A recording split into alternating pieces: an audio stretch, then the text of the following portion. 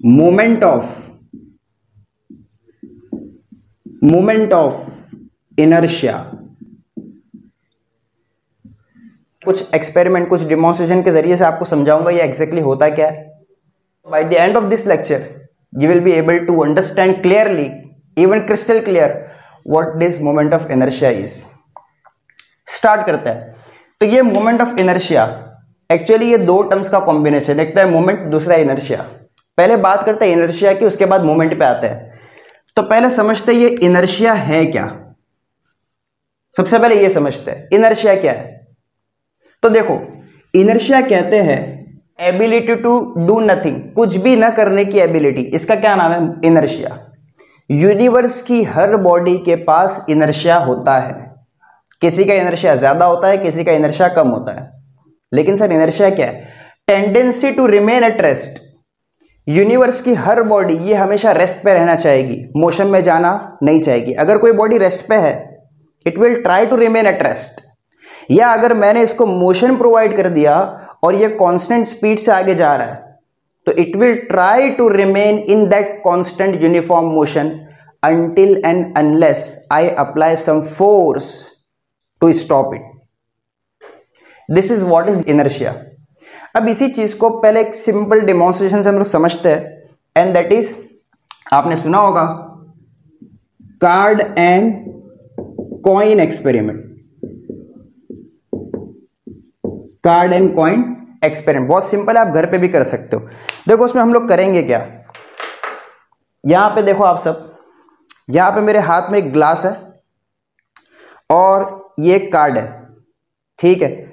मैंने इस कार्ड को इस ग्लास के ऊपर रखा है ऐसे, और मेरे पास एक कॉइन है। इस कॉइन को मैंने प्लेस किया यहां पे इस कार्ड के ऊपर, विजिबल है। तो बहुत सिंपल है, हमने एक ग्लास लिया, एक कार्ड लिया, कार्ड को इसके ऊपर रखा और कॉइन को फिर इस कार्ड के ऊपर रखा। अब हम क्या करेंगे, मैं इस कार्ड को फ्लिक करूंगा, आप देखिए क्या होता है। I am going to flick this card and you observe what happens. तो सी, देखो मैंने इस कार्ड को फ्लिक किया, तो फ्लिक होने के बाद ये जो कॉइन है, क्या वो बाहर गिरा? नहीं, it falls inside the glass. फिर से देखो एक बार, देखो एक ग्लास है, इसके ऊपर कार्ड रखा आपने और कॉइन को रख दिया यहां पे, और आपको क्या करना है, इस कार्ड को फ्लिक करना है। देखो हो क्या रहा है, जैसे मैंने कार्ड को फ्लिक किया तो ये जो कॉइन था, होना ये चाहिए था लॉजिकली कि कॉइन भी आगे जाता और आगे जाके गिर जाता, लॉजिकली होना ये चाहिए था। But what happened actually, this coin falls inside the glass. That means this coin tries to remain at rest. वो कार्ड के साथ आगे जाना नहीं चाहता, वो चाहता है मैं रेस्ट पे रहूं। तो वो रेस्ट पे था, कार्ड नीचे से निकल गया और कॉइन ग्लास के अंदर गिर गया। So ability to do nothing, ability to remain at rest, universe की हर बॉडी के पास ये एबिलिटी होती है। वो हमेशा अपनी रेस्ट पोजीशन मेंटेन रखना चाहता है, चेंज करना नहीं चाहता। और उसी प्रॉपर्टी, उसी एबिलिटी, उसी टेंडेंसी का नाम इनर्शिया है। क्या आप बात अच्छी तरह समझ गए? चलिए एक और एग्जांपल से आपको बात समझाता हूं। मान लेते हैं हमारे पास दो बॉडी है, इसका मास है 100 kg और एक दूसरी बॉडी जिसका मास है 50 kg। एक 100 kg वाला और एक 50 kg वाला। मैंने एक 10 साल के बच्चे को बुलाया और मैंने बोला इन दोनों बॉडीज को आपको पुश करना है, यानी ये रेस्ट पे है, इनको मोशन में लाना है। अब ये 10 साल का बच्चा इस बॉडी पर भी फोर्स अप्लाई करता है और इस बॉडी पर भी फोर्स अप्लाई करता है। अब क्वेश्चन आपसे ये है, मुझे बताइए किस बॉडी को मूव करने के लिए ज्यादा एफर्ट लगेगा? ऑब्वियसली 100 kg वाली जो बॉडी है, इसको मूव करने के लिए the requirement of effort, that is force, is more. Why?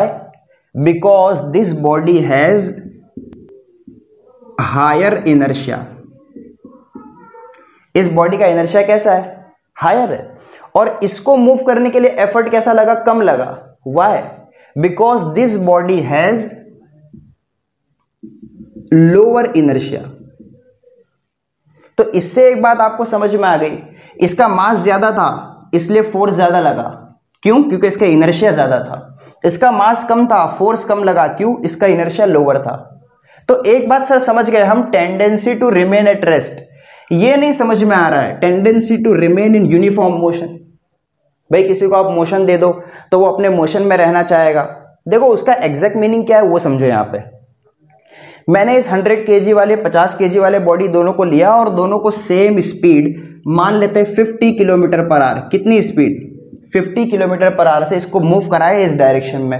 फिर मैंने 50 kg वाले को लिया और उसको भी सेम डायरेक्शन में 50 किलोमीटर पर आवर से मूव कराया। अब ये दोनों बॉडी 100 वाली और 50 kg वाली दोनों मूव हो रही है सेम स्पीड से। कितनी स्पीड से? 50 किलोमीटर पर आवर। अब मैंने क्या किया, मैंने एक बंदे को बुलाया और मैंने कहा भाई तेरे को करना ये है कि इन दोनों बॉडीज को रोक। They are moving with 50 kilometre per hour, stop these two bodies.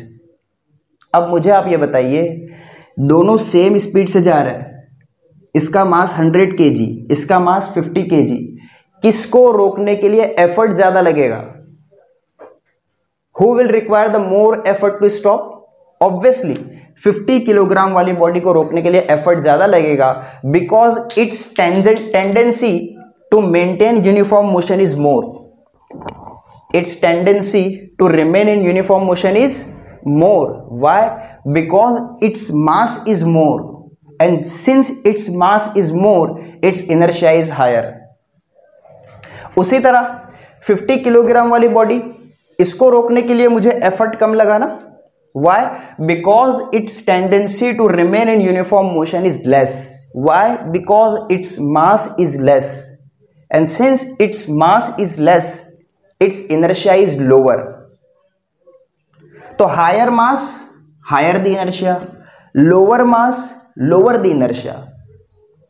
तो जिस बॉडी का इनर्शिया हाई होगा, it is difficult to start and it is difficult to stop also. And जिस बॉडी का इनर्शिया कम होगा, लोअर होगा, it is easy to start and it is easy to stop also. तो हमने क्या कंक्लूड किया इससे? हमने देखा higher the mass, then higher the inertia।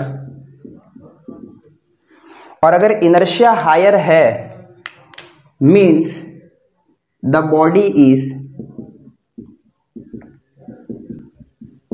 difficult to start and difficult to stop. उसी तरह अगर लोअर द मास, मास कम है तो क्या होगा? लोअर द इनर्शिया, इनर्शिया कम होगा। और अगर इनर्शिया कम है then such bodies are easy to start and easy to stop. Come to the moment of inertia. Sir, we are studying moment of inertia, not the inertia. So what is moment of inertia? In simple words, inertia, this term is related to linear motion, and moment of inertia, this term is related to rotational motion. फिर से एक बार, inertia ये जो term है, this term is related to linear motion, and moment of inertia, this term is related to rotational motion। आप बोलेंगे sir आपने तो खाली रिलेट कर दिया, मीनिंग समझ में नहीं आया मोमेंट ऑफ इनर्शिया क्या होता है। कहने का मतलब ये है कि एक बॉडी ले लो, मान लो ये पेन, मैंने क्या किया, इस पेन को यहाँ पे फिक्स किया, इसको मैंने यहाँ पे हिंच किया और मैं यहाँ पे टॉर्क अप्लाई कर रहा हूँ इसको घुमाने के लिए। What I am doing? I am applying torque to rotate this. So when I am applying torque to rotate this, this will provide some resistance अरे ये रेस्ट पे था, ये घूमना नहीं चाहेगा, लेकिन मैं उसको घुमा रहा हूं, तो रोटेशनल मोशन को जो रेजिस्ट करने की एबिलिटी इस पेन के अंदर है उसे कहते हैं मोमेंट ऑफ इनर्शिया। तो जिस तरह लीनियर मोशन में इनर्शिया रेजिस्टेंस प्रोवाइड करता है, उसी तरह रोटेशनल मोशन में मोमेंट ऑफ इनर्शिया वाला टर्म रेजिस्टेंस प्रोवाइड करता है। दोनों रेजिस्टेंस प्रोवाइड कर रहा है, इनर्शिया भी मोमेंट ऑफ इनर्शिया भी, but inertia is related to linear motion and moment of inertia is related to rotational motion. अब एक क्वेश्चन नॉर्मली बच्चों आपके दिमाग में आ सकता है, और वो क्वेश्चन ये है, द क्वेश्चन इज सर जो इनर्शिया है और जो मोमेंट ऑफ इनर्शिया है, दोनों का काम तो सेम है, दोनों ही रेजिस्टेंस प्रोवाइड कर रहे हैं, तो ये टर्म अलग अलग करने की जरूरत क्यों थी? लीनियर मोशन वाले को हमने इनर्शिया नाम दिया, रोटेशनल मोशन वाले को मोमेंट ऑफ इनर्शिया नाम दिया, टर्म अलग अलग करने की जरूरत क्यों थी? अरे दोनों ही इनर्शिया है, दोनों ही रेजिस्टेंस प्रोवाइड कर रहे हैं बिकॉज ऑफ देयर मास, है ना। देखो टर्म अलग अलग करने की जरूरत क्यों पड़ी, मोमेंट ऑफ इनर्शिया को अलग से लाने की जरूरत क्यों पड़ी, यह मैं आपको समझाने जा रहा हूं अगेन विथ सिंपल डेमोन्स्ट्रेशन। तो what you have to do is, ये आपके सामने डोर है, क्लास का डोर दिख रहा है और उसका हैंडल भी आपको दिख रहा है। आप देखें यहाँ पे मैं डोर को ओपन कर रहा हूँ, तो इस डोर को ओपन करने के लिए हम लोग क्या करते हैं, हैंडल यहाँ पे लगा होता है। आपने देखा होगा जितने भी डोर आपने देखे होंगे सबका हैंडल यहाँ पे होता है। कोई डोर ऐसा देखा जिसका हैंडल यहाँ पे लगा हुआ है, यहाँ से खोल रहे हो, नहीं, हैंडल यहाँ पे होता है। क्यों? जो एक्सिस ऑफ रोटेशन है, एक्सिस ऑफ रोटेशन से हम हैंडल को जितना दूर रखते हैं उतना कम एफर्ट लगता है। अब मुझे इसको खोलना है, तो मैंने इसको प्रेस किया और मैंने इसको यहां से पुश किया, ये आराम से खुल गया। What happened if I open the handle like this and I apply the force over here to open this? Obviously इस कंडीशन में मुझे फोर्स ज्यादा लगेगा, है ना। ऑब्वियसली अगर मैं अपने हाथ को और अंदर ले जाऊं और अंदर से उसको ओपन करने का ट्राई करूं डोर को, तो क्या होगा, एफर्ट और ज्यादा लगेगा। Are you getting me? तो ये बात क्लियर है कि एक्सिस ऑफ रोटेशन से जितना दूर मैं फोर्स अप्लाई करूंगा, इसको घुमाने के लिए एफर्ट उतना कम लगेगा, और एक्सिस ऑफ रोटेशन के जितना अंदर जाऊंगा, जितना अंदर जाऊंगा उतना ही इसको ओपन करने के लिए एफर्ट ज्यादा लगेगा। ये बात आपके दिमाग में आ गई? ओके, अब हम लोग जरा समझते हैं कि इन दोनों कंडीशंस में हुआ क्या। देखो जो सबसे पहली कंडीशन थी वो ये थी कि ये डोर था और ये एक्सिस ऑफ रोटेशन था और ये हैंडल यहाँ पे था, मैंने फोर्स यहाँ पे अप्लाई किया, तो मुझे एफर्ट क्या लगा, लेस। सेकेंड कंडीशन में मैंने फोर्स को यहाँ अप्लाई करने के बजाय यहाँ अंदर अप्लाई किया, तो मेरा एफर्ट क्या हुआ, बढ़ गया, एफर्ट बिकम्स मोर। क्या आपने एक बात गौर किया, अरे इन दोनों कंडीशन में इस पर्टिकुलर डोर का जो मास था, इस पर्टिकुलर डोर का जो मास था वो तो सेम था, मास was completely same in both the conditions. In this condition the mass was whatever the mass of the door is, let's say 50 kg. In this condition when I apply the force over here, again the mass is same. Sir अगर mass same है तो effort कम ज्यादा क्यों लग रहा है?